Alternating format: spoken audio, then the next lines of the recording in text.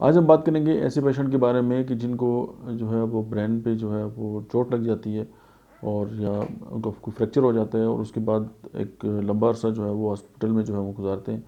और उनका जो है वो ट्रीटमेंट होता रहता है। आज मैं आपको होम्योपैथी की दो ऐसी मेडिसिन बताऊंगा कि अगर आप किसी भी तरीके इलाज के साथ होम्योपैथी की ये मेडिसिन अगर ऐड करके देंगे तो न सिर्फ ये है कि पेशेंट बहुत जल्दी रिकवर हो जाएगा बल्कि उसके बहुत सारे जो मसाइल हैं, ये जो कॉम्प्लिकेशन की तरफ जो है वो मतलब जो चले जाते हैं पेशेंट, वो बात भी उनकी जो है वो बहुत हद तक क्लियर हो जाएगी।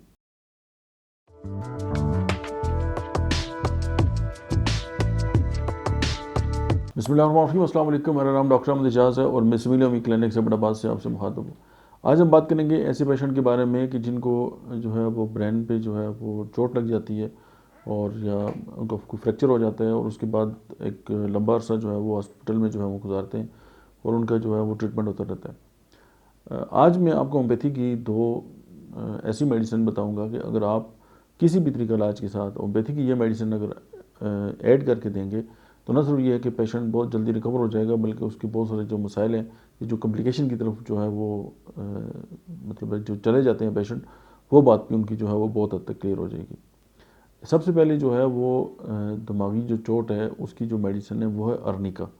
अर्निका मोंटेना, आपने चोट में जब भी कहीं चोट का जिक्र आता है आप ज़रूर पढ़ते हैं। और दूसरी जो मेडिसिन है वो है कालीफास, क्योंकि कालीफास जो है वो असाब का टॉनिक भी है। और जब ये दोनों मेडिसिन यानी अर्निका मोंटेना 30 में, कालीफास जो है वो 30 में, हर आधे घंटे बाद जो है अगर आप इसको अल्टरनेट करके रिपीट करें अर्निका को, और कालीफास जो है वो हर 2 घंटे के बाद, 2 से 3 घंटे के बाद इसके 5 ड्रॉप्स जो है वो 2 घूंट पानी में मिला के इस तरह के पेशेंट को दें जिनको दिमाग के ऊपर चोट आई है, चाहे ये रीढ़ की हड्डी के ऊपर चोट आ गई है, दिमाग के ऊपर चोट आ गई है,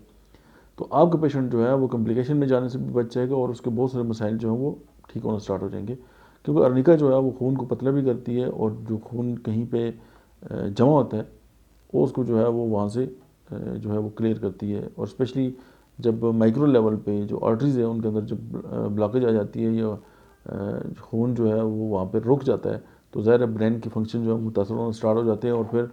ब्रेन का वो हिस्सा जो बॉडी के आगे जो ऑर्गन्स है उनको कंट्रोल करता है,